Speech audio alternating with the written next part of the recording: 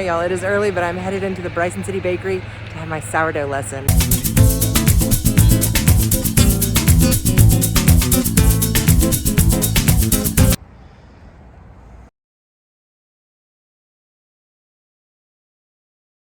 Hello friends, welcome back to my channel, or welcome to my channel if you're new. I am Molly, and today I get to learn all about sourdough. I'm here at the Bryson City Bakery with my amazing friend Brenae, and she is going to teach us all about sourdough. Try to. Oh no.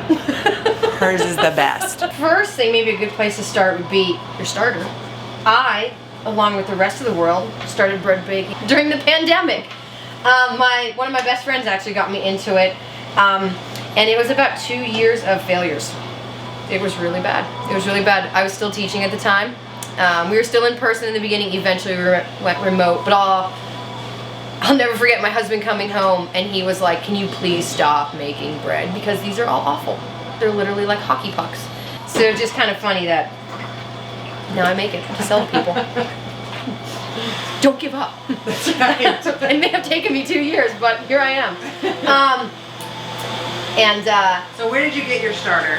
So my starter actually made, and I started with and you can look up. Wait, you made your starter?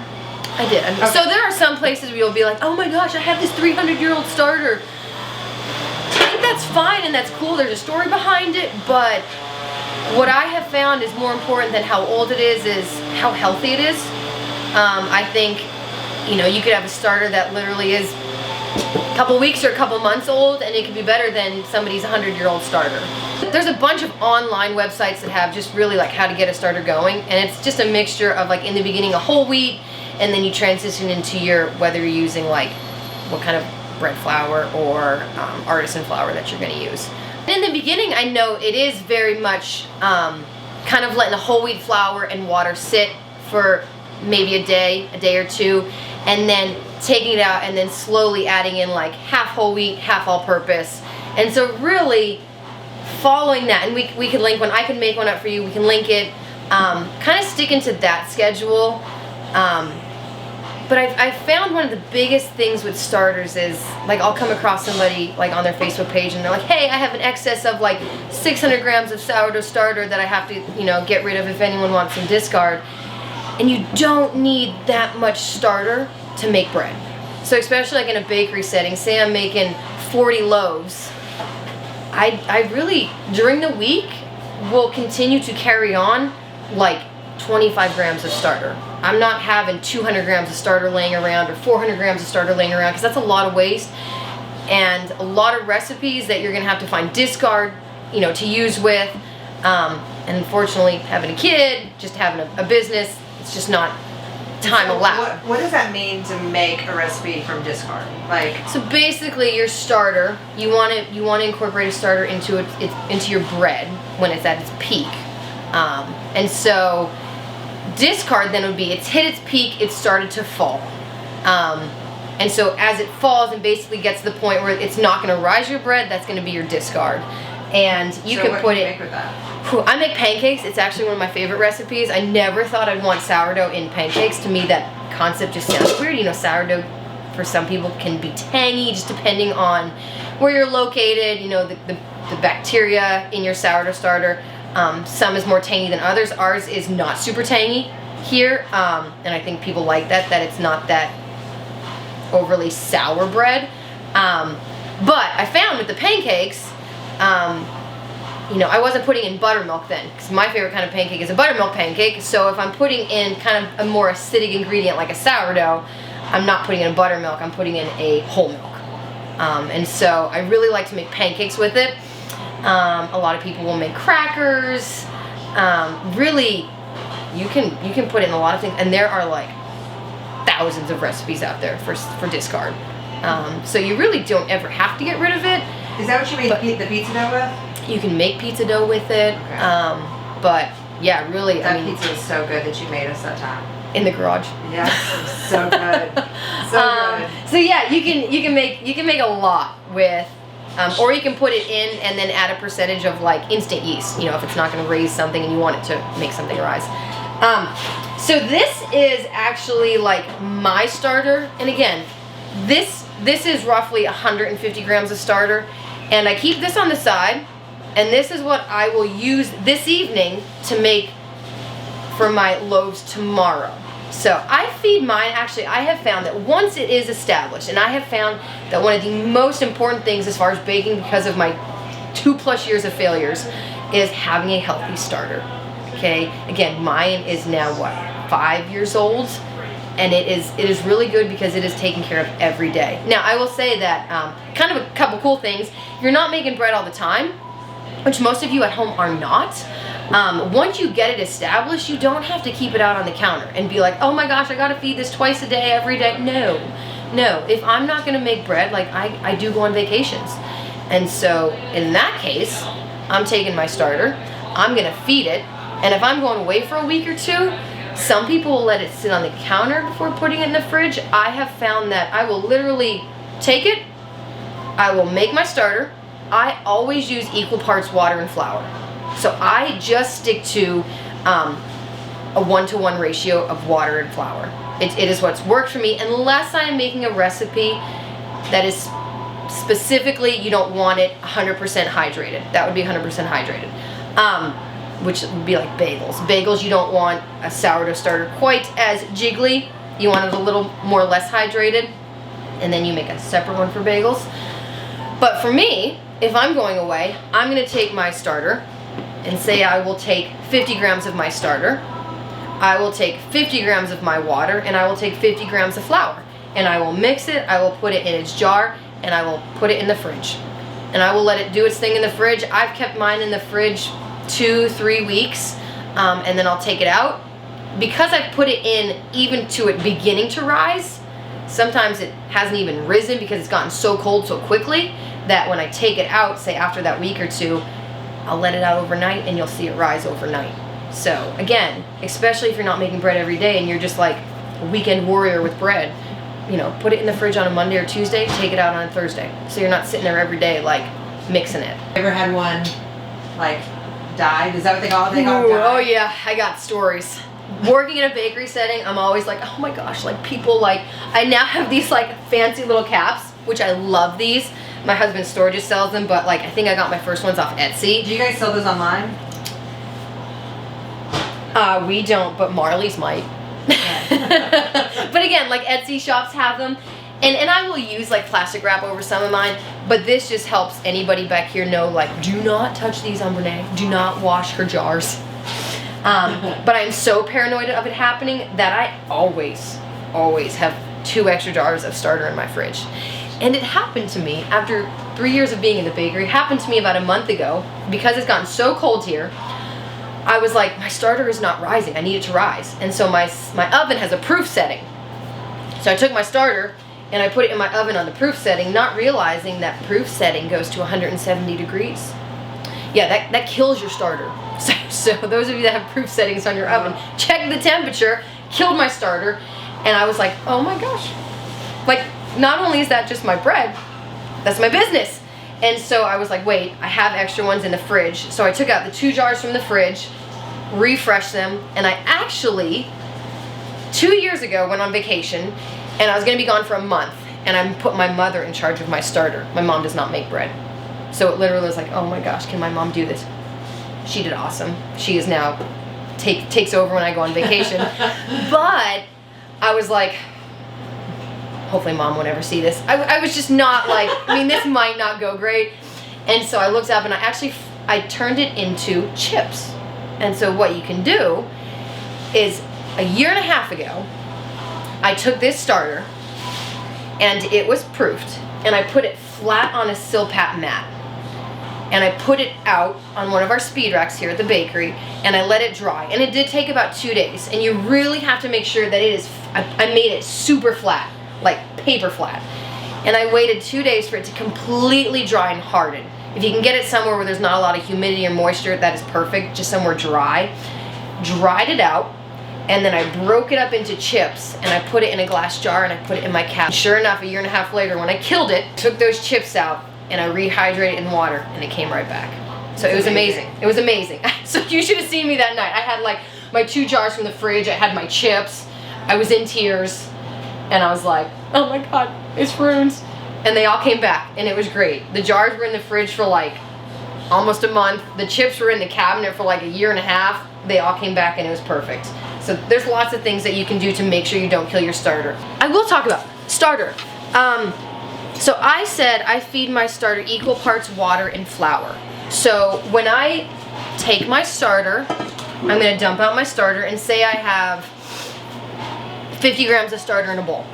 I'm then gonna add 50 grams of water, 50 grams of additional flour. So that is a 1-to-1-to-1 ratio. It is equal parts. It's equal parts starter, flour, and water.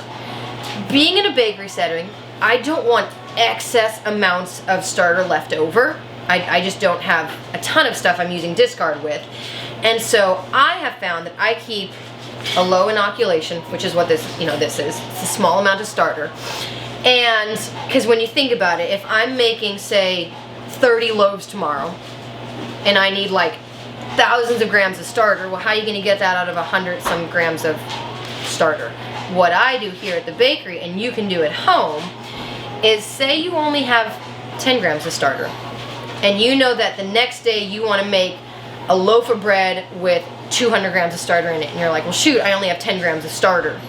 All you have to do then, take your 10 grams of starter, put it in your bowl, and then what I would do is I would add 100 grams of water and 100 grams of flour.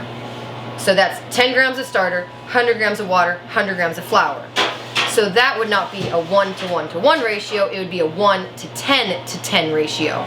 You had 1 part starter, which was 10, and then you had 100 parts of flour. That's 1-to-10, and 100 parts to water, 1-to-10. Does that make sense?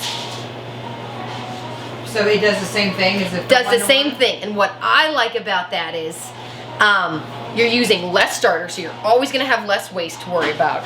And the best part for me is it keeps the starter alive longer. If you think about it, the starter is eating away at that, that flour and water, turning it into your sugar, oxidizing. That when you have that 1-to-10 ratio, it has more to eat. It takes it longer for it to grow, but then holds its peak longer. So when I use equal parts starter to water and flour, you kind of have this window, if it's a healthy starter, you kind of have this window of like, maybe 6 to 8 hours. You miss that window, your starter's gonna fall. And then you get worried of, is my bread gonna rise because my starter, I missed its peak window, which I'm sure if you're into sourdough, you've heard about these peak windows of time to use your bread. So how do you know when the peak time is? Well, you kind of have to look at your bread and your starter, and you'll see it rise, and it'll slightly dome. Okay. And then when you've missed the peak, it'll start to sink. Now you can use it as it initially starts to sink, but basically once it gets too far down, it's gonna have a hard time proofing your bread. But, and again, that peak, if you have a really healthy starter and it's hot out, it might peak at 3 or 4 hours, or it might take a little bit longer. And the problem with that is then you've missed your peak, you've missed your window of opportunity. But if you use that higher ratio and you feed it a little bit of starter and more water and flour, it gets to that peak and it holds it there. So mine will hold itself there for like 8 hours. Say 5 hours, where I don't have this little half-hour window of opportunity to go ahead and make bread. I literally have like 8 hours, 6 hours of opportunity in the mornings to get my bread, and it's still gonna work. It just takes it takes a little bit more time for it to rise because there's more water and flour in there for the starter to eat. Right. But once it gets to that peak, it'll stay there for hours for me. So once your starter sinks and is to the point where you can't... That's your discard then. That's your discard. So, but if you only have a little bit left, and that's why I think it's super important that you don't feed it exuberant amounts and you have all this starter laying around. If you empty your starter out to make your bread and you're like, I got 10 grams left, that's perfect. You got 10 grams of starter left. That's your discard. Don't use it on things because you'll have none left. Take that out, feed it equal parts, 10 parts starter, 10 parts water, 10 parts flour, and then just let it sit on the counter. Okay, so once it's gone down, you can actually feed it and bring it back up. You can feed it. And you can feed it and it'll come back up. Now granted, keep in mind, you now have 30 grams of starter. You can't necessarily make bread with that. So you're gonna have to feed it again to get it to a point where you can make bread with it. And so... About how much do you need to make a loaf of bread? I would say it all depends on how long you want to take for your bread to proof. Like the more that you use, the longer it's gonna take. I use 20% of starter in my recipes. So base for me is 500 grams of flour for a loaf, which is a little bit larger of a loaf. 500 grams of flour, meaning I'm gonna go ahead and use 100 grams of starter for my loaves. Okay, so I'm gonna use 20%. You can use 10%, you can use 15%, you can use 18%. I would not suggest going above 20. It could become a little bit more pungent as far as flavor, more acidic. But the less amount of starter you use, obviously the longer it's gonna take to rise, okay? We unfortunately don't have like an AM and baking team here, so I know that when I make bread, I want to be able to make it, put it in the fridge all in one shift, okay? All in an 8-hour shift, which would be nice. They're not 8 hours. Do a little bit more research and see like, hey, what exactly again did she mean about that 1-to-10 ratio or 1-to-5 ratio? Again, I was always somebody when I was making it at home, I would feed my sourdough starter at night because I knew I wanted to make my bread in the morning and I wanted it to proof throughout the day. And so for me, I was always worried like, okay, if I go and make my starter at night, am I gonna miss that peak? And I was worried that I would wake up the next morning, I'd be like, shoot, I missed my window of opportunity. So changing that ratio for me and using less starter, higher amounts of water and flour, allows it to hold its peak longer, that I wake up in the morning and I'm not worried like, oh, did I miss my opportunity to make bread? No, it's good and it's gonna stay there for multiple hours for me. That's awesome. I will say, I am not making a huge amount of loaves, so I don't want to be off by more than a couple grams as far as water goes. If I was making like 100 loaves, it's not going to matter, but I'm not. This is literally 6 loaves. So I want to get as close to the amount of water I need. I also have made this so many times that in the beginning I was checking temperatures of water, because you will find as you come to make bread, the warmer your water is, the warmer your dough is, the warmer your starter is, the quicker your bread's going to rise, or proof in our veins. I used to actually take temperatures of the water, but right now since it's 15 degrees outside, it's cold in here as people are wearing hats, and so I did not check the temperature. I'm not going to add my starter right away, so this is currently steaming because it is so hot, but in a matter of a couple minutes it will cool down.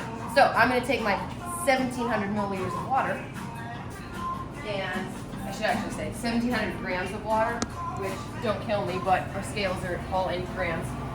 So I have just done all my recipes off of that. Before I actually I can go ahead and add it. This is 1,700 grams, don't kill me, grams of water. And this is, just because we're in a bakery setting, we have to use our small mixer because our large mixer died. Yeah, so it's getting fixed today. So I'm only adding, this is for a regular country loaf, so we have 2,700 grams of our artisan flour. We are a small bakery, so unfortunately we don't have flour from any local mills, but we do use our King Arthur, unbleached, unbromated, so it's the way we go. And then we use a specific amount of whole wheat flour. So I actually use 10% whole wheat flour, which is kind of high for a country loaf, but it is what I found we like, what our customers like, so we've stuck to it. It's delicious. Added my water. I'm going to go ahead, I'm going to add my flour. This is all of the flour for my 6 loaves in here. Now, most of you at home, I would think, will be making six loaves of bread at home, so you won't have quite this much, but that is what I found fits best in this spiral mixer. If you turn into a bread enthusiast, there's nothing I probably recommend more than a nice spiral mixer. Not cheap, but if you get into like farmers markets or whatnot, I love it. Again, so I actually do what is called 2 different things that I do. I do a Autolyse on my dough, and I also do a Bassinage. So Autolyse, I basically will mix water and flour until it's kind of like a rough, shaggy ball, maybe a little bit smoother on the outside, prior to adding my starter. Okay, I just choose to do it without adding my starter, because really once I add my starter to this, my fermentation is going to start to occur, my proofing is going to start to occur, and I don't want to do that just yet, so I'm going to go through and I'm going to mix this. So really just what an Autolyse is, it's water, it's flour, you're not adding starter, you're not adding salt, and you're just gonna let it sit. You can let it Autolyse, I would say at the lowest end, 20 minutes. I usually let it Autolyse for, depending on my morning, depending on how many timers are going off in the kitchen, anywhere from a half hour to an hour and a half. Things that I have noticed with that is as it sits, it soaks up more of that water, and it already starts to develop its gluten, literally just by sitting and me not touching it. And I'll show you what that looks like kind of once the mixer is done, and then what it looks like more or less 45, half hour later. Because of the type of mixer that it is, it's not a huge one, I'm gonna have to stop it every so often and scrape down my sides so that I do not have any dry flour left on the outside, because really once your flour is mixed with your water and you let it sit, if you try to go through and add more dry flour to it, it's really gonna have a hard time to let it absorb the flour. Some positives about doing an Autolyse, because I have a higher percentage of whole wheat flour for a regular country loaf, the bran in that whole wheat flour, as it sits, it soaks up, you know, it gets more hydrated, and basically bran can be a little, I don't want to say stiff, a little dense, a little harder, so allowing it to Autolyse softens it up and lets it just absorb more, so it makes your bread softer as far as using a whole wheat flour. It's my Autolyse bread. I'm going to let it sit there probably for the next half hour, 45 minutes. Yeah, it's gonna stay like a shaggy mess. So all I did here is, because I said that I use a Bassinage, I reserve, out of that total amount of water that I told you guys I use, I reserve, me personally, about 15% of that. And I've kind of tinkered all over the place. I've held back 12%, 10%, 18%, and kind of just depends on my mood, not really. Trial and error that I have found, like 15% I like to do. And what that allows me to do here is, after that 45 minutes, I will then go through, I will add my starter in. Okay, so then my fermentation starts to occur. I will add my starter, and I will slowly start to add in that 15% of water that I held back. So just a couple things for me working in a bakery that's allowed, in case you may have pulled up some sourdough books, and there's one that I really, after years of failures trying to work with bread, finally purchased The Perfect Loaf, and that was really the book that was like, this is it, this is how you do it. I'm also, like Molly said, a former math teacher, so I'm really like tedious on numbers. And that book really helped me find a lot of my errors. Hey friends, Future Molly here. I'm actually editing the video right now, but Brenae is giving some incredible tips, which I'm telling you, the tips that she's giving throughout this video, it's amazing. But she's also including some of her favorite books, her favorite products, what she uses, all of that. Do not worry, I have linked all of it. So if you go to the description below, you're gonna see everything that she mentions. Also, if you're watching this, go ahead and give this video a thumbs up and leave any questions that you have for Brenae in the comments, and she'll hop on here and answer them. Okay, now back to the video. And so in that book particularly, I know that he'll tell you sometimes like to reserve a percentage of water. It's not as big when you're only working with, say, 1 or 2 loaves, but as you add more loaves, I have found that a Bassinage is really nice. Couple things that allows me to do is, it allows me to have that like jump start on gluten as it sits there with the Autolyse, and then as I slowly add in more water, it keeps my gluten really nice. It still gives me that like spiral pyramid look in this mixer, and as I'm doing other things in the kitchen in the morning, I can slowly like go back every couple minutes and slowly add in more water. And I have found that at the end of it, after I've added in all of that water and then finally my salt, it still is this really silky dough. And then I'm not as pressed on folding it or stretching it every half hour, 30 minutes. I still do, but if I've done the Bassinage correctly, that is far less important for me personally. Now, some of you sourdough enthusiasts might not agree, and that's just what has worked in here. It's a really hectic schedule, as we have a ton of pastries going out, bread's going out, and there's one person in the morning doing it. So that's what's worked back here. Again, Bassinage for me has also allowed me to add more water to my dough. If you tried to, for me personally, with 8 loaves or 6 loaves, if I tried to add in all 81% of my water, it would be like pulling soup out of this mixer. And I know that because I've done it. A lot. There's been many tears shed over this mixer. So yeah, after adding that final 15% of water in, it's still this nice silky dough that I could take out in chunks and weigh it, put it into my bins, and then after I take it out and weigh it, I'll add all my inclusions and everything. So I will not stray from a Bassinage. Now, if I'm at home making 1 or 2 loaves, I probably won't do it. It's an extra step and I probably don't need to. But anything after 2 loaves, I'm going to, especially if you want to start getting into a higher hydration dough. Okay, because again, if you add, you add an excess amount of water right in the beginning, it's going to drown your flour, and your flour is just going to have a harder time forming that nice gluten network. All right, so we're going to let this sit here. This has Autolyse, and I'll kind of show you. It's only sat here for a few minutes. I'm going to come in. Now it is kind of stretchy already, but it eventually does break. So it's just sitting here. You're just kind of pulling it off. It doesn't get super high, and it starts to break. So you'll see after we come back and it sits here that it's already started to form some gluten just by letting it do its magic. Nice. All right, so this was all made last night. It is the same exact one. All I did was, I'm so paranoid that I'm going to get rid of all my starter and not have any left over that I always make a little separate container, and this one does not get touched. This will grow my bread for tomorrow. I'll feed that later today. So this is the one that I'm working with tonight. Can you see that? And you can see it's nice, and you can see all those bubbles on the side. It's nice, and you can see how it just fell. So this is roughly almost 1,300 grams of starter. I'm making 10 loaves with it. My loaves have 20% starter in them. So I'm gonna go through and basically divvy it up into, so I know that the first one made 6 loaves. So I'm gonna go through and take out my starter for my first 6 loaves. Let's see. It's so stretchy. Yes, it is stretchy. So we just need 600.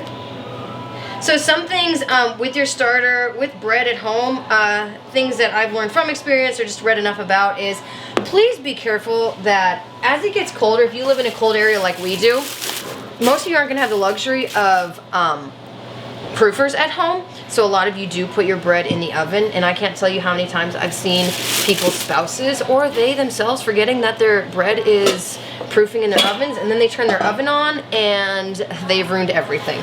So if you can, find a spot. I used to have an electric blanket that I literally would put my bowl of bread as it was proofing in my electric blanket because I was so paranoid that I would forget that it was in my oven.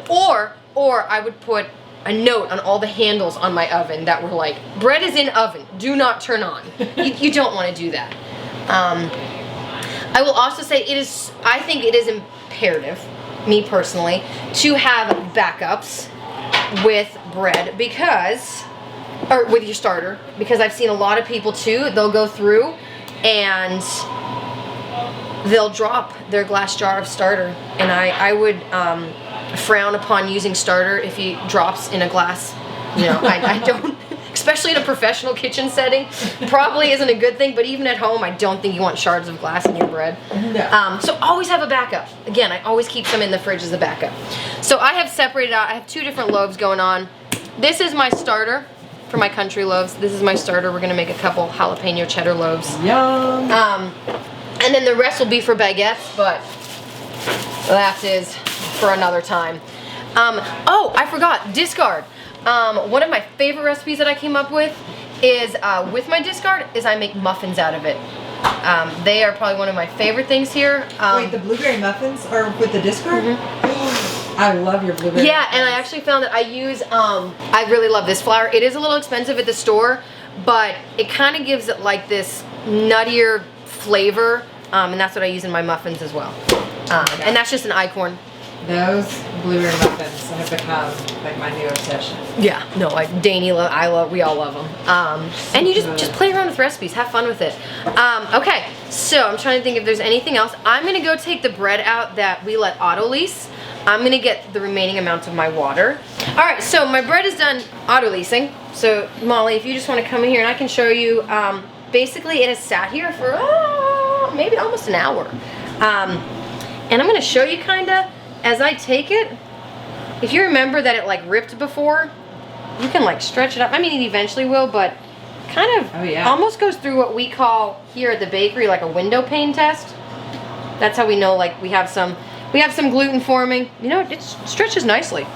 And that's literally just from it sitting and doing its thing. So it's got a jump start on gluten development, softens the bran because we do use a higher amount of whole wheat in our country loaves. First thing I'm gonna go do is now, it has Autolyse. I'm gonna add my starter to it. Oh wait, say that one more time. Now technically. Fermentation, it's bulk, it's proofing. Its proofing is gonna begin. All right. So I add it. Now granted, I add it, and we're gonna go through and we're gonna mix. Now, if you guys are at home, most of you, KitchenAid mixer will work fine. There's a ton of mixers. Or I will tell you, when I started here, I was doing it all by hand. I had a lot of shoulder issues. Oh my gosh. Yeah, I was sitting there in a bowl, like doing it by hand, until we got to the point. I had just Dutch ovens that I was putting in the ovens before I got a deck oven. And we can talk about good, you know, for those of you that really want to get into it, what are good Dutch ovens to use. And this is just going to sit here and it's going to mix. And I'm going to wait a couple minutes. I shouldn't even say that, not even a couple minutes. Just until I can see that my starter is all mixed in nicely, evenly distributed. And I'm going to go through and I'm going to slowly add in that water that I reserved because I was telling you guys that I do what's called a Bassinage. And so once it is all incorporated, and some of you might think, well, isn't this cheating? Technically, maybe, for you like home warriors. But in this setting where you're making more than 1 or 2 loaves, my shoulders have appreciated my mixers. So I'm going to slowly go through and add in my water. I add a little bit amount at first. And I'm going to wait until it starts to just suck it all up and continue to do more of its pyramid. And it's just going to go and go and go. So again, if you're at home doing this, you might just have it in a bowl if you don't want to use a mixer. And it's just kind of this scooping motion, pulling it up, trying to develop that gluten. And I'm telling you, it works. You know, I've had people say, well, I don't get that nice honeycomb, or I don't get that oven spring because I don't have a mixer. I'm telling you, I did this without a mixer at first. And if you do it right and you take your time and you get that gluten, and it takes a while. I mean, you're going to be sitting there and you're going to be mixing that dough for a while to develop that gluten. But it does work. You don't need a mixer. Unless you want to save your shoulders. Unless you want to save your shoulders and you have a husband that'll buy you them. Or you just get sick of hearing you complain so much that he buys them. I mean, technically the business bought it. The business bought it, yeah. We don't want to give him too much credit. Yeah, you might not be doing this, and that is totally fine. You may have added all your water in the beginning, but now you're adding your starter. And again, you want to make sure that you're getting all that starter in. And again, I kind of just do maybe it's more like a sweeping motion. Like I'll take it and I'll pull the bread up like this. If I'm doing it in a bowl, kind of more of a sweeping motion. Once I get all my water added, I'll have my salt next to it. Learn from my mistakes.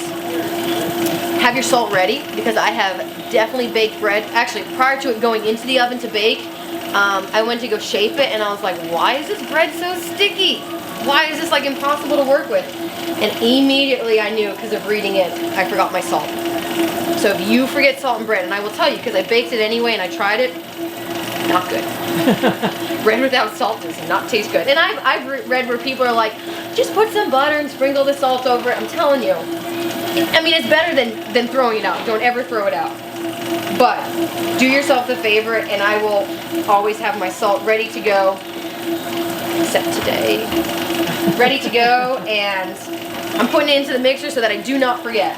Just a couple other things as this is mixing for me. Kind of temperature of dough, and like I said, if you have the opportunity and you really want to get into it, I do recommend getting that book, The Perfect Loaf.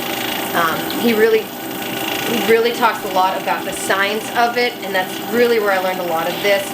And also through trial and error. I can't tell you, there's no better experience than through trial and error. Like I said, 2 years. A lot of you are probably better off than I was in the beginning. And just repetition, just making it as much as you can. It was really hard for me in the beginning because I was only making 1 or 2 loaves at a time. And by the time I'd get around to making like another loaf, say the next weekend, I had already forgotten the things that I had done wrong the previous weekends. And so it was just kind of like, let's just repeat the same mistakes over and over. And so it really wasn't until I got here where I was like, no, I'm just going to make multiple loaves and I'm going to keep making them every day. And so it was kind of like learning like, oh, well, it didn't take, I made this mistake yesterday, I'm not going to make it again tomorrow. And so it was just easier for me to catch my mistakes and you know, work on them, not having to wait a week. But one of the biggest things that I can say is when I first started making it, I put my dough in these bins. And you can find bins like this at home. When I was at home, I was putting them in clear glass bowls. I loved clear, especially in the beginning when I was trying to see like when my dough was done proofing. It was just, visually I wanted to be able to see it. How do you know when it's done proofing? I'll get there. Okay. And so these bins are great, and what I would do is when I put my dough in this, I would write down the time, and then I would put the temperature of the dough. And then I would set a timer, and every half hour I'd go back and I would fold it, but then I'd also take the temp again. And in that book, Leo writes down what kind of a general guideline of like, hey, if your dough is reading between the temperatures of like 80 and 83, it should take roughly this long for the dough to proof. If it's between the temp, you know, 75 to 78, it should take roughly this long for it to proof. It's going to be different for everyone, but having that was great because it kind of got a jump start on, wow, I'm really letting my dough proof too long, or I'm really not letting my dough proof long enough. It was a good jump start to constantly be taking temperatures and doing that for probably a year because I was also selling mine to the public. Doing that allowed me to get better with it and just be able to do it like intuitively and not have to sit there with it, you know, with a thermometer in it every half hour. And so I have found when mine is done, because I'm so used to seeing what it looks like through these clear containers, that I will kind of know based off of like what the bubbles look like. I can feel how warm the dough is. Like every time you go to stretch the dough, you'll feel if it's warm. And especially if you're taking temperatures, you'll have a better gauge of like, you know, where you're at as far as the dough proofing. And so I would go through and I would, so now I'm literally taking it out of my mixer. We're gonna put it in our bin.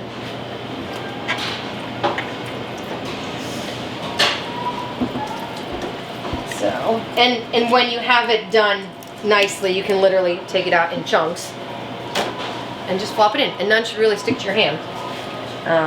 Which is one nice thing about what we call an Autolyse and a Bassinage, is that it has this super nice gluten network kind of already formed that I can take it out like this and just plop it in. And so it's not as imperative for me to get to it every 15 minutes, say, because it already has this really nice structure going into it. But again, I still do fold it, I still do stretch it. It's just in this setting, you know. And some of you might be like, oh, I'm that person. I've seen people that they're like, I gotta take my my dough in the car to go pick my kids up from school because I'm gonna miss my 30 minutes of stretching and folding. You can. If that is you and you want to, by all means do it. But I'm telling you, I do not do that, and there have been times where I have missed it, and I'm like, shoot, I haven't stretched it in an hour. Well, I'm not going to stretch it now, or I'm going to stretch it, and they've both been fine. I think so many of us make this harder than it needs to be. That you don't need to be that meticulous about it, but if it's in the beginning and you really don't have this nice stretchy dough yet, you might want to make sure that you are near it to do it for, say, the first 15 minutes or the first half hour. But if you miss one, or you're 5 minutes late or 10 minutes late, it's not the end of the world. I think we get so caught up in like, no, the book told me that it has to be a half hour, or Brenae online told me. No, you'll find your rhythm and you'll get it, and you don't need to stress over it. Couple other things. It is super cold back here right now. Like ridiculously cold. Very cold. I don't want my dough to sit out because it'll take forever to proof. As it sits back here, it'll drastically lose temperature within it, and I've done a really good job of keeping this dough warm. I've kept my starter warm in the proofer. You guys can do that in an electric blanket. You can put it in your oven, just be careful. Keep your starter warm. I used super hot water because I don't want this dough to get cold and I don't want to take it super long to proof.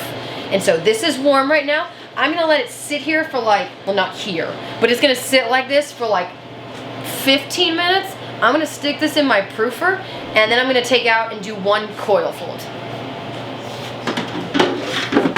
All right, so it has sat in my proofer, you guys. Maybe that's your oven at home. Please be careful. Put that note on your oven that you have bread in there. It's sat. I'm gonna do my first set. Because I've done that, a lot of my heavy mixing up front. Some of you might have read that you're gonna do like a stretch and fold first, which is fine. You're in a bowl, you're gonna do your stretch and fold. That's gonna be more or less like, you're gonna take it and you're gonna stretch it up, which is fine. It is just a little bit more harsh on your dough. Which is fine in the beginning, but I mean, it is gonna tear it. Not the end of the world if it does tear it, but I've done this enough, and as you guys get better with it, and if you really sit there like 20 minutes in the beginning doing that like scooping motion like I was showing you, you're gonna develop a lot of gluten up front that maybe you can learn to skip that stretch and fold. And what I do then is a coil fold. It's more gentle on your dough, still is stretching it, but again, it's not tearing it as much.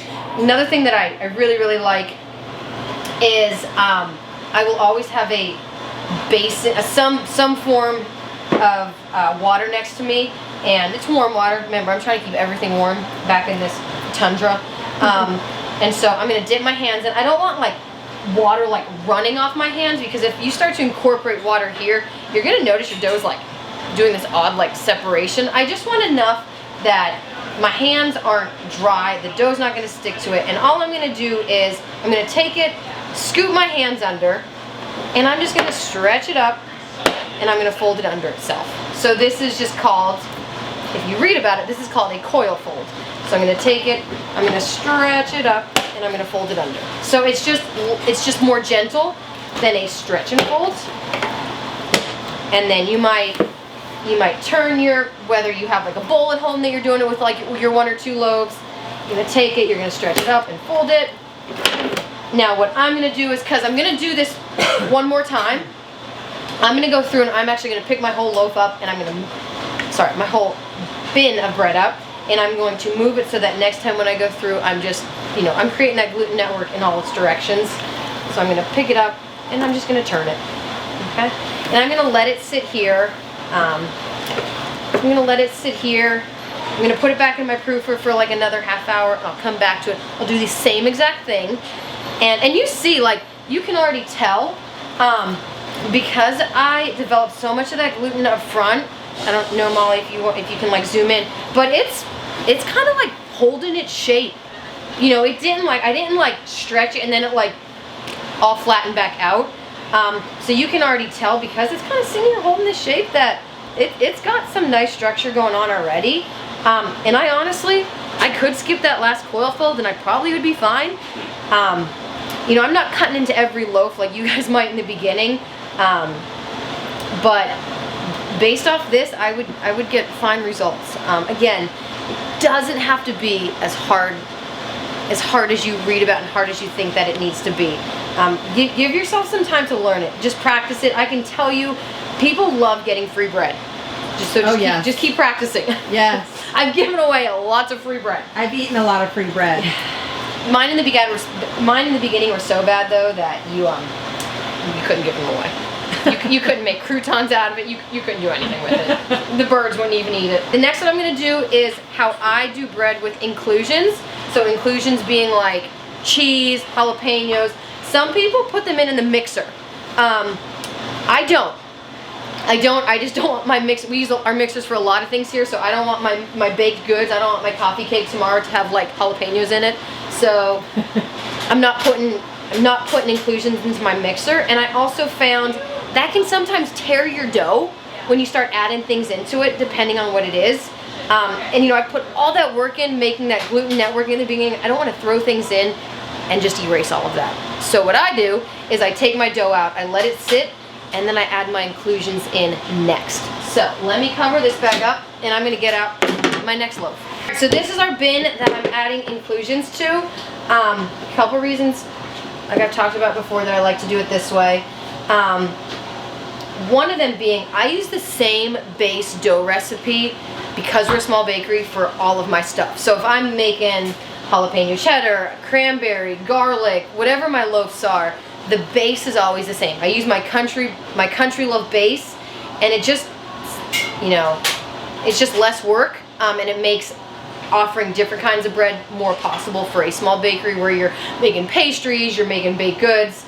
And so I don't add them to the mixer. I instead do, I do them right now.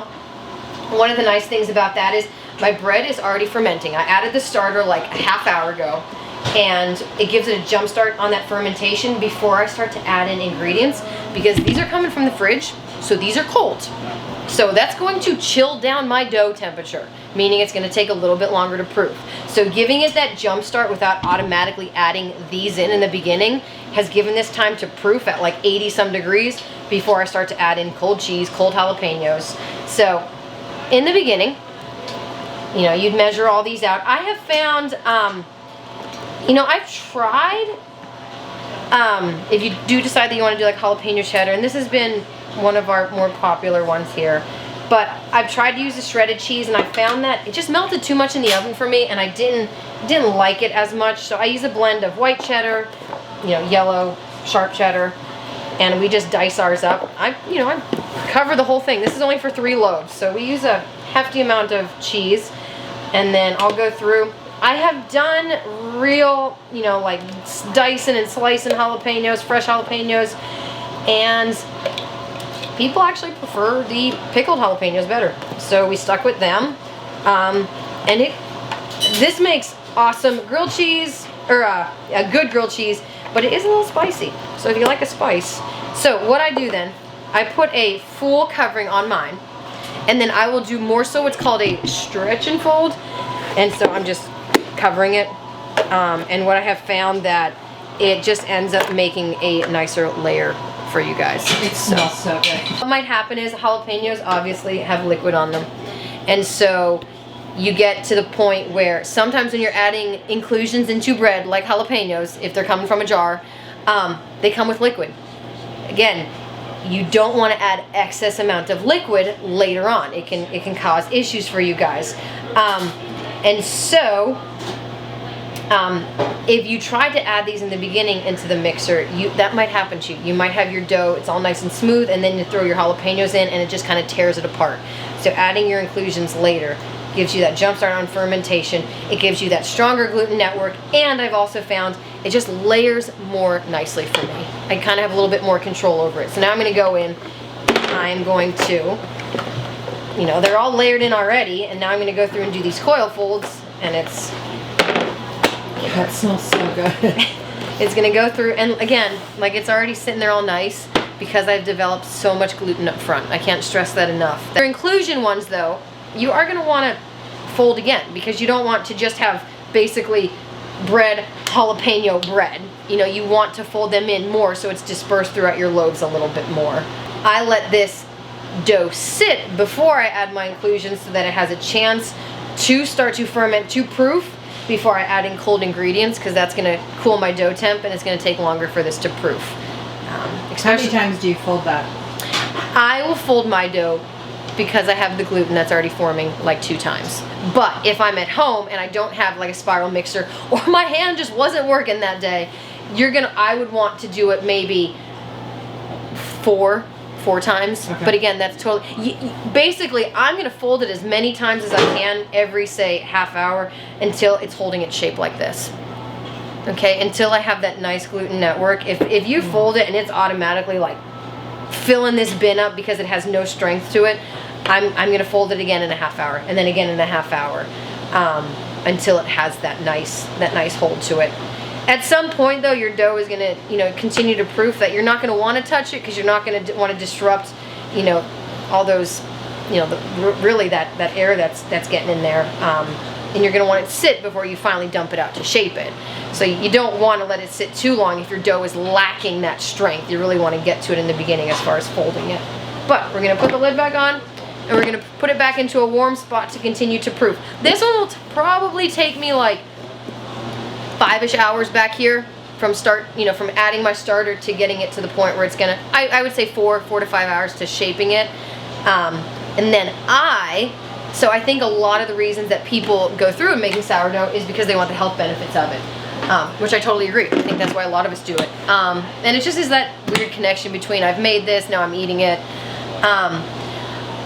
If you want those health benefits, the longer that it's going to be in the fridge, you know, the more health benefits you're going to get from it from a sourdough standpoint. So I will put my bread in, especially the days that our bakery is open. You know, it's going to be put in the fridge, all shaped in its banneton, say at noon, and then I'm going to bake it off, say 3:30 a.m. the next day. So you know, it's in there for quite a while. And or it literally, depending on how cold your fridge is, I've done it where I have special orders on days that I'm not making bread. I'll make it and it'll ferment in the fridge for 30 some hours, and it's perfectly fine. All right, so my bread has proofed. It actually was about 4 hours today. I left at like 83 degrees. So for some of you, that might be really pushing it. But I know just through trial and error and working with our fridges at the bakery here run pretty cold. So, and it also depends on where in the fridge they're going. So I know that I kind of have to really push this bulk ferment before I shape them and put them in the fridge. If your fridge runs like a little bit warmer, like above 40 degrees, then you might want to cut this a little bit shorter and let it sit overnight in your fridge to ferment, do that cold retard. If you zoom in, Molly, you can see, like, especially like looking at the corners, like it's not super shiny on the outside anymore. I mean, there's still a gloss there, but like a big thing here is you can see kind of the corners are domed. So I don't know if you can tell looking at it, but it definitely is nice and aerated. Corners are domed. And I also know, because it's been sitting in a proofer at like 83 degrees, that this is a good time to go. I would say, I don't know if you can see the sides of it. Yeah. You have like all different as far as like bubble activity going on. When I first started learning, you'll see some books that are like, oh, do it like 50%, like wait until your dough has doubled, or wait until your dough has done 30%. And those are good, I think, guidelines to start with. And then the more that you do it, you can see what works for you. I think every kitchen is different, every fridge is different, every flour is different, and you're gonna have to find what works for you. I don't necessarily go off the 50%. I'm more or less looking at, okay, what is the temperature of my dough? How long does it have to sit? What does it look like? What does it feel like? And another thing is, like, when I go to dump this, like with you guys at home, whether it's 1 loaf, 2 loaves, multiple loaves, when I go to dump it, the more that you work with it, you're going to be able to see what it feels like. And then when you go to bake it, you might be able to be like, okay, I know what that felt like. This dough looks a little underproofed. I'm going to extend it the next time. And then when you finally get those doughs, that bread rolling, and it's working for you, you'll get used to what your dough feels like. And I think that is a huge part of sourdough bread baking, is that intuitive kind of knowing, like, all right, I've done this enough. I stray a little bit from everything that I've read online. I've kind of found my own groove. I know what my bread feels like. I know what my dough feels like. And I think that's going to be a huge gauge. And that's what worked for me, is kind of finding what worked for me, what worked for my ovens, my fridges. So what I do next is, regardless if you have 1 loaf, 6 loaves, I put a little flour on top because I am going to go through and dump it. But I will always like flour my surface. Other than that, I don't use a ton of flour, because flour at this point, excess amounts of flour is going to make your dough hard to stitch when you put it in the banneton. Also, if you have excess amounts of flour, especially on the outside, it can make your crust a little bit thicker. And sourdough has a thick crust to begin with, so I don't think you're going to want an even thicker crust. And then as you dump it, you see it pulls away from the edges nicely. Same with a bowl. So if you go to dump yours out of a bowl at home and it like just soups out, or it's like completely sticking, you're gonna want to kind of work with that. It should. So what do you do? And I totally just spilled my water everywhere. What do you do if it sticks? Like, how do you fix that? I mean, if it sticks, basically the water that I just spilled on my table. So we're just gonna clean this up quick with some rags. So basically, I always have just a little bit of water, because I try not to touch it a ton with any more flour. Just wet your fingers. Okay, that is a huge trick too. I feel like a lot of places don't tell you that. A lot of books don't tell you that. Like, very, very gently wet your fingers. Remember, you don't want excess amounts of water getting into your bread right now. And if it sticks, you would just take that wet hand and you'd come through and you'd push it off. Okay? So I'm going to put this now. I'm going to try to hurry up so it doesn't fall off my table. I'm going to take, again, this is just my artisan flour that I'm using, and I'm going to put it on the top so that it's not necessarily sticky to touch. And I'm going to do, you know, a decent layer. So notice it's not my favorite part. It's not sticking to my hand. I'm going to move it back so it doesn't fall. I know based off my recipe, and this is probably one of the hardest areas that I found when I started doing larger amounts of dough. If you're doing one at home, you don't have to worry about portioning it off because it's one loaf of bread. Whereas if you have two, it's still not super tricky because you kind of just go right down the center. But as far as 6, I'll kind of like eyeball it in my head. But again, like a lot with other things in bread baking, you kind of get used to it. Sometimes I'm really lucky and I get it close to the gram amount it should be. Sometimes I'm really bad at it. But you try your best so that you don't have like 6 different individual little pieces making up a loaf of bread. I know these should roughly be about 1,000 grams. I'm going to come in.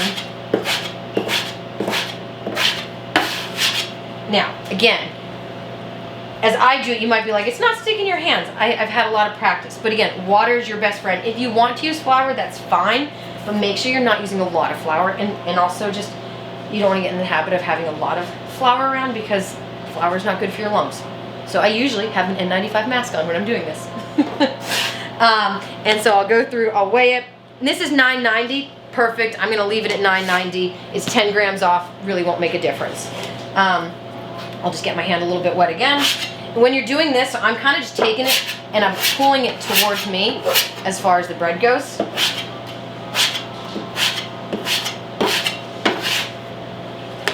I'm coming through. This is not close at all. So I've got to take some off.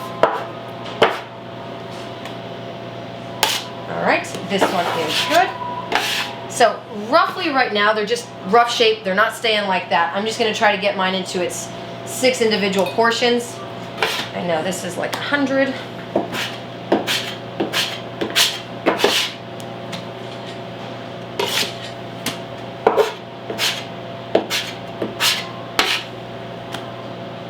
Perfect. All right, I'll leave this one here. My scale is definitely done. No. Yeah.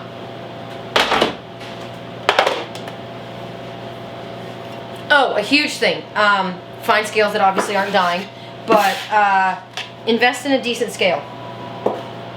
You want a good scale. You can, if you want, lightly sprinkle some flour on top so it doesn't stick, but again, it's not sticking to my hand, so you don't want it to the point where it's so sticky, but you don't want to add so much flour that it inhibits your crust in the morning. So all I do is I kind of do, the gluten is nice here. If you go to dump your flour, your bread out, and it just oozes out like a pancake, you're gonna need to add some extra tension at this point. This is nice, you can tell it's not like falling off the table. It's pretty, it looks like it's kind of staying intact. The edges are domed, they're not pancake flat. So I'm just going to rough shape it. And all I'm doing is, this hand, I'm just lightly putting this hand down, taking this bench scraper pretty much at like a 30-degree angle.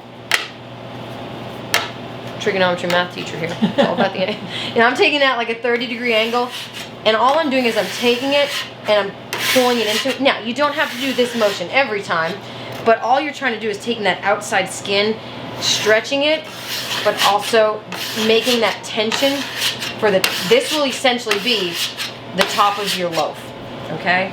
It's a nice ball now. Now, granted, again, like I said, you don't have to do a full, 90-degree turn every time. You can just tuck it in. Whatever you can do to create that tension on the outside of your loaf, because the harder that is when you go to score it in the morning, the more it's gonna open for you. I'm just lightly putting my hand on it. So notice when I go in, again, my hand's not wet, the dough's not wet, the scraper's not wet. I'm just going around and just quickly pulling it out. I don't want to let it sit in here so the dough's not sticking to it and pulling my dough out. It's just a quick motion. Again, if it starts to move on you, you can just sit here and you can push it in like this. Whatever's going to work for you to create that outside tension to keep your loaf nice and tight. At this point also, when I'm filling the dough here, it is warm. not super warm, but it is warm. It's not the coldest it's ever been. And this is when I kind of know, all right, I know what this feels like. I know how long I'm gonna let it sit here and do a bench rest. So that's a term you might read in a book, a bench rest. This is my bench rest. Some people have long bench rests, some people have shorter bench rests. Depending on what my dough feels like right now is going to determine how long I let it sit here. So we got that one. Bench rest for me is typically anywhere from 20 minutes to allow my dough to relax, 20 minutes to, 45, hour if need be. If I really cut the bulk ferment short, then it's gonna have to sit here longer. You also, if you're doing this shaping part right here and you're like, my dough is not staying intact like hers is, take it out, let it sit here for a second, take it out, shape it again. Okay, if it's still going pancake flat when you return to it, you just need to add more attention to it, so you can definitely shape it again. Whether you have one, you have 2 loaves, what I suggest then is you don't want a skin to form on these, because when you go put them in the Banneton, it's going to crack, it's going to be hard for you to stitch because they're dried out. So what we do here is we'll sprinkle a little bit of flour on them. You have to do the tap, it's a must. And then I just take my tea towels and I will come through, whether you leave yours on the counter or whatever it is, and you just let your tea towel sit over them, cover them, just so that the air doesn't get exposed to them and it keeps them from getting dried out. And I'll let these sit here for probably 20 minutes. I'm going to take it and I'm going to scoop it up, flip it over. This is going to be more the inside of your dough. Okay, and I take it. Again, you don't want a lot of flour at this point, because if you have a lot of flour going on, it's not going to stick. There are so many different ways to shape it. For me, I'm going to kind of come up, scoop it under on the edges here, and lightly pull it out. Not enough that it's like ripping my dough. And then push it down, and that'll come through. And then finally, I will just lightly roll it up. I will scoop it up and place it in my Banneton. I will let it rest here for like 10 minutes, and then I'll do its final stitching.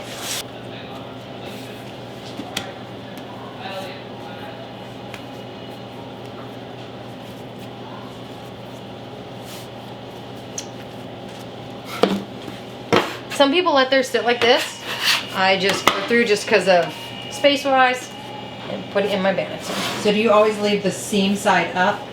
Your seam side is always going to be up, because in the morning you'll come through and you'll flip it out, and this is the side that you'll score. Gotcha. Like I'm not really flouring my table. If you have to, because it's really sticking, do it. But again, you don't want a ton of flour come through. There are so many different ways to shape dough, and as you get better at it, you can higher the hydration of your dough. Again, reasons I like it is because it has a longer shelf life. As far as working with it, it's just the hydration that I like to work with. It's what I'm comfortable with. But as you get better with it, you can play around with that number and make it higher, make it lower. It'll just be a little bit more stiff.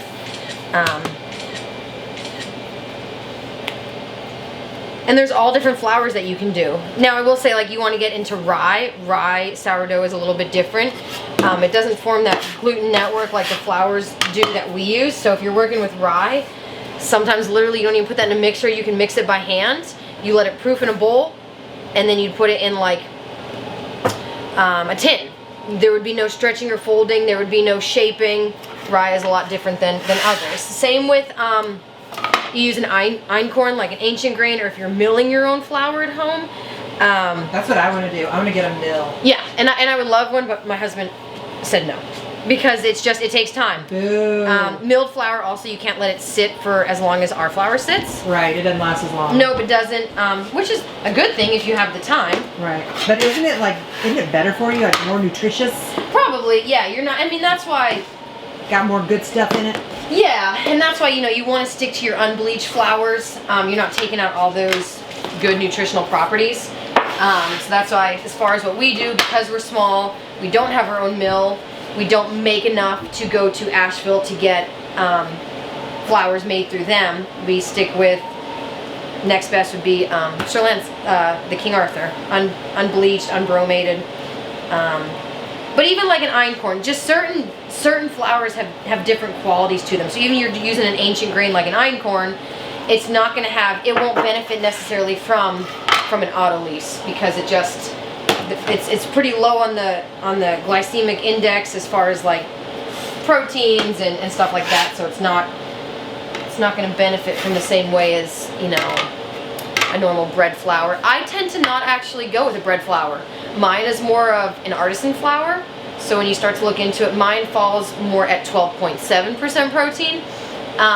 Wheat is higher. Our wheat is like 13. But a lot of people will be like, oh, I'm making bread, I need to use bread flour.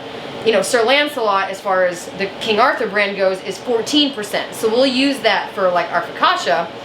But if you use it in more of these type of loaves, I found that it gives it that gummier feel and not that softer inside that, you know, I'm looking for and that our customers are I'm looking gonna for. need a focaccia lesson as well. I do like focaccia. Oh man, it's so Or good. focaccia. I love it. I do, and that one I can tell you that you ever have dough that you have forgotten about and it is past the point of shaping into a loaf, never throw it out. Dump it into an oiled pan and you make focaccia out of it, or pizza crust, pizza dough. But yeah, you never. Now I'll shape this one a little bit different. This is our jalapeno one, and so that one I just folded in both sides, and I'll just come through and just roll it right up. There's really, as far as I'm concerned, there's really no right or wrong way. It's whatever way you want to do it. Some people will leave it like this, and they'll close their edges in. It just, when you go to plop it out, you won't have like your little butts on the end. Oh, I love the butts. Well, they won't be as like holy and sharp. Oh, okay. I love that part. I always pinch that. That's my You snack. might see like a little indent sometimes when you buy a loaf. That's my snack on the way home, is when there's a little in piece and I can really grab it. Shoot, there was overproofed and underproofed. So I would much rather a loaf of bread that is overproofed than underproofed. Reason being is an overproof loaf, and it'll be harder to hold its shape when you plop it out of its Bannaton. You know, it's gotten so far as the gluten strength as. This is called. No, this is good. This is good. This is actually, we're gonna let this. No, sit. but I mean this container. Bannaton. Yes. I was like, no, this isn't overproofed. I'm gonna set these here. I'm gonna let them sit for a minute longer just to relax the gluten before I go through and stitch them. I'll show you how I do its final stitching. Okay. I'm gonna let them sit here for a couple minutes just to relax. If I tried to go through and stitch it now, they would tear. Okay, they've just been under some stress of me like stretching it, overlapping it. So I'm gonna let them relax. Gluten does better when it's relaxed. I do too. Me too. I do better when I'm done with all of this and it's in the fridge. Nice coffee stains. Overproofed and underproofed, I would much rather a loaf of bread that is overproofed than underproofed. Underproofed tends to have like tunneling. So if you ever cut into a loaf and you're like, man, there's like a big air pocket and it's like tunneled through like half, 3/4 of my loaf, typically they're going to be underproofed. They might have like weird blowouts. Like you score it and then you bake it and it's like this side that like shot off on its own, like it had a mind of its own. You know, that's just a place where it shot off. Where an overproof loaf, and I'm sorry, that was underproofed, where an overproof loaf might lose some of its height. Maybe not score it as, if you know it's overproof, don't score it as deep. It might lose some of its height, but it'll have a fantastic interior crumb. It'll be soft, it'll be proof, just a little bit over, but it won't have those tunneling holes that you cut into a loaf and you're like, I can't even make a sandwich out of this. There's a hole through half my loaf. So as far as a customer basis goes, I mean, it's good for you at home. You'll enjoy either of them. An underproof loaf will tend to be a little bit gummier, and an overproof loaf won't. As far as baking it, figure out what works with your oven. I will say, like for me, I used to work with strictly like Lodge cast irons, but I found if you really end up liking it, Challenger Breadware has a cast iron one. It's beautiful, it's expensive, it's worth it. I ended up buying 6 of them. Well, so I really like business. Yes, but they're heavy. They're heavy. So again, that added to my shoulder problems. But Challenger breadware, they are fantastic. You could do boules, you could do batards. Boule is a round loaf. Boule is your round one. Batard is your oval. Either way. A trick too, when you go to put it into the cast iron, one thing that'll give it a nice crust and it'll help open. Most of us don't have steam injection in our ovens at home. Throw a couple ice cubes in. So take your bread out in the morning, put it on your parchment paper. You're gonna load it onto parchment paper. You're gonna carry that parchment paper and put it on your hot lodge, hot, cast iron pan. Score it, throw some ice cubes onto that under the parchment and put your lid on.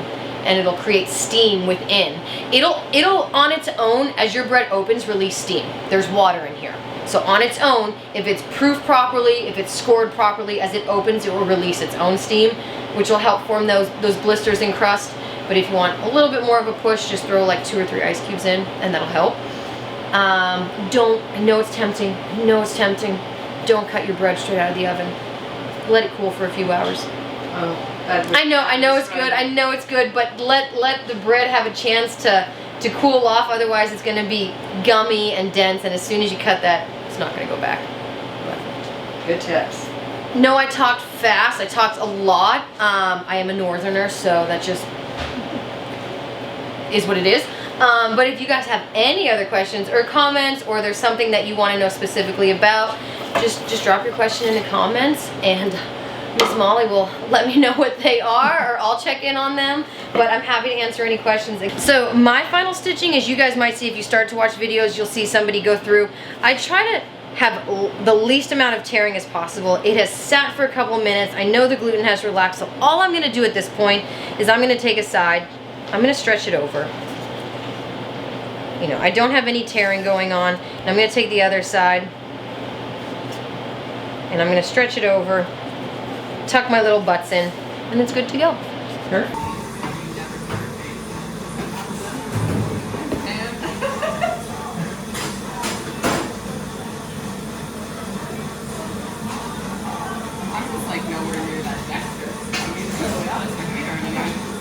And then all I do is Big old score.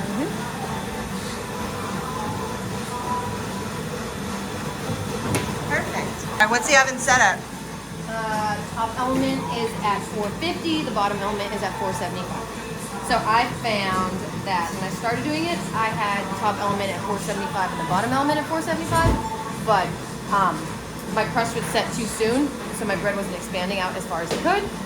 This is a steam injected oven, so if you're at home, put it in a Dutch oven, throw some ice cubes in. Steam does a couple things. Obviously, it helps your bread rise, but it also kind of creates this protective layer on your bread for it to not harden as quick, because you now have water on the outside of your loaf. And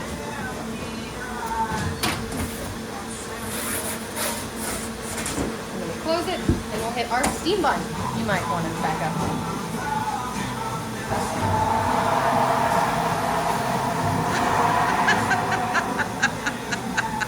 How long does it need to bake for? I know I told you 50 minutes. Like in the morning when I've ate them in there, it's about 50 minutes. So I'll probably check it out around 45 minutes. But I will, just to be sure, because I don't usually bake one off at a time, I'll stick our thermometer in, and I'll wait till it gets to like 210. Our customers don't like it as dark, so if I have to pull it out at 209, I will. But you don't want to cut into it too quick. I know the urge, you just want to, but I'm telling you, let the bread cool down. Don't cut into it right away so that you don't cut into like a gummy loaf, because it hasn't fully cooked all the way through yet. But bake ours off. Say I pulled them out of the oven at like 450, and so if somebody comes in by 8 o'clock and they want it cut, we can do that.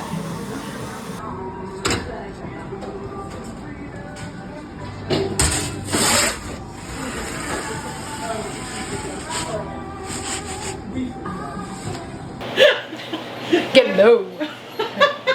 All right. That was already recording? Oh, that's great. That's great. Perfect. These are the bloopers.